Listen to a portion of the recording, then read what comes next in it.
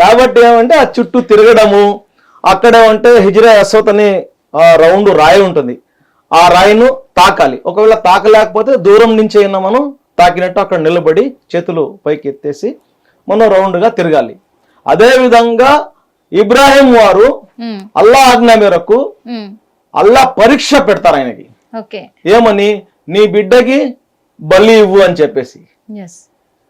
ఎవరైతే ఇప్పుడు నేను ఇస్మాయిల్ అలైహిస్సలాం చెప్పానో ఈ బిడ్డని తీసుకొని అక్కడికి పోతారనమాట. ఆయన ఒక కొండ వద్దకు పోతారు. అక్కడి నుంచి ఆ కాబా నుంచి కొంచెం దూరం అది. అక్కడికి వెళ్ళేటప్పుడు శైతాన్ అంటారు కదా, శైతాన్ వచ్చేసి అక్కడ పిల్లోడికి చెప్తాడు, నిన్ను బలి ఇచ్చేదాన్ని తీసుకొని పోతున్నాడు మీ నాయన, నిన్ను చంపేస్తాడు అని చెప్తే ఇది దైవభీతిలో చేసే కార్యక్రమం ఇది.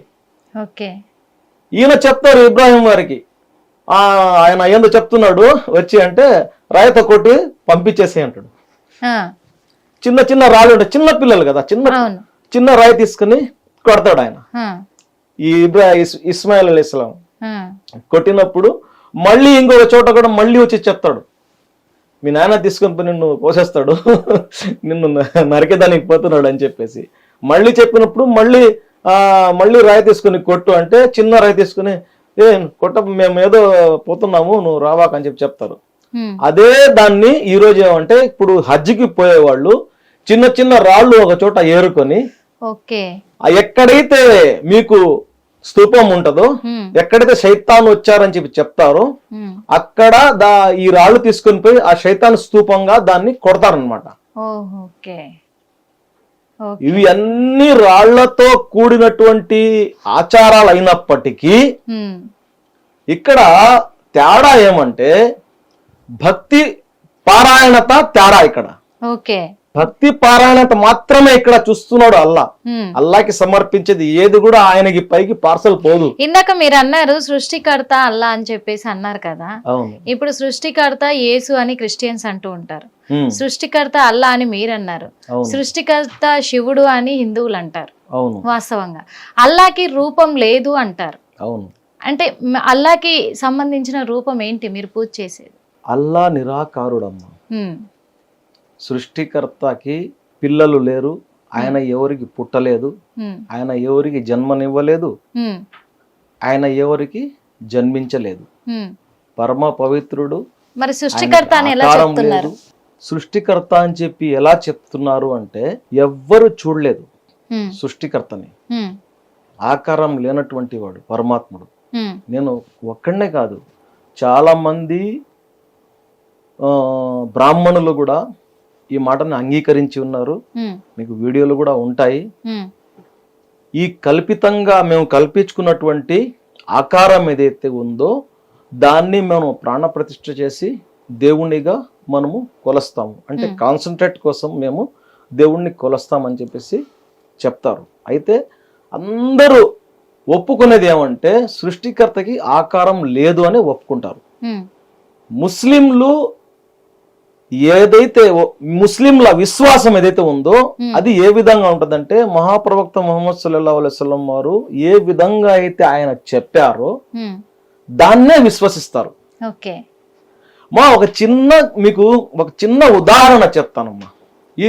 ఈ ప్రపంచంలో మొట్టమొదటి ప్రోటోకాల్ ఎవరిది? ఎవరైతే పరిపాలిస్తారో వాళ్ళది, అంతే కదా.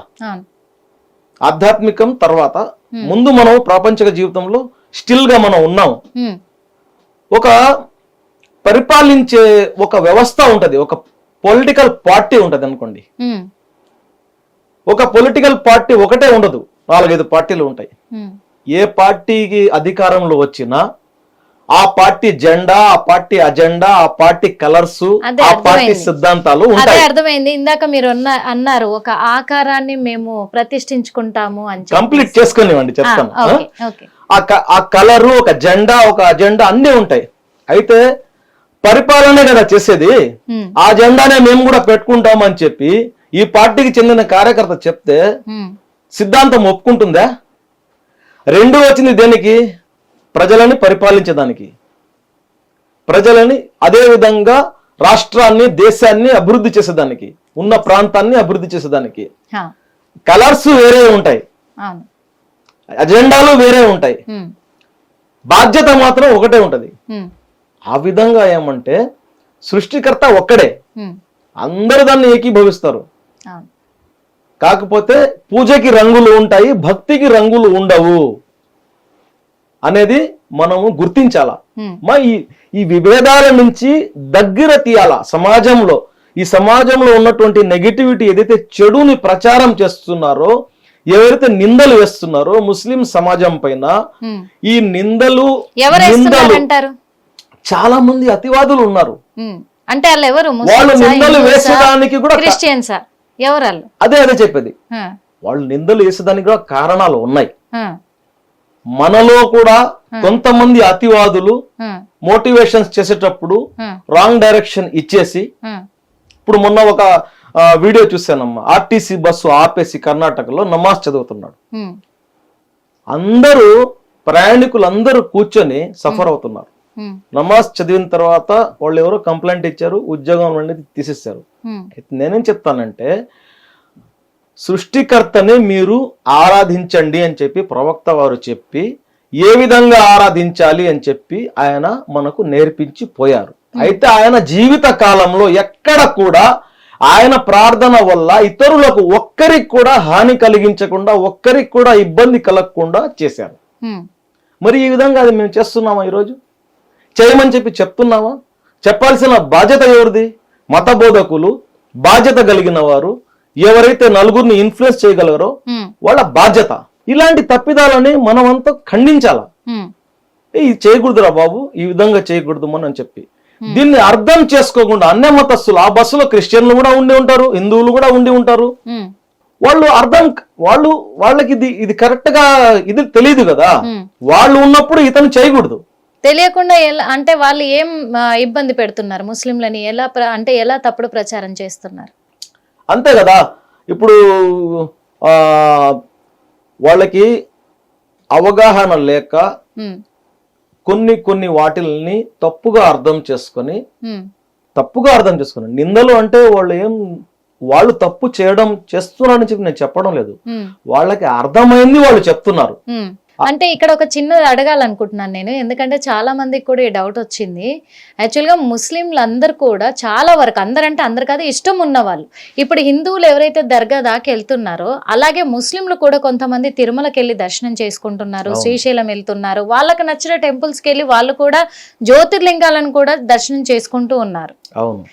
ఇక్కడ హిందువుల సాంప్రదాయానికి వచ్చి ఆ శివలింగాన్ని కూడా తాకడానికి అర్హత ఉంది అని చెప్పేసి లోపలికి ఎంట్రీ చేస్తారు, దేవుణ్ణి తాకనిస్తారు, తాకి వాళ్ళకి నచ్చింది మొక్కుకొని ఇస్తారు, మీ ఇష్టం వచ్చేలాగా మీరు దర్శనం చేసుకోవచ్చు అని ఒక ప్రైవసీ ఇచ్చింది హిందూ ధర్మం ముస్లింలకు కూడా.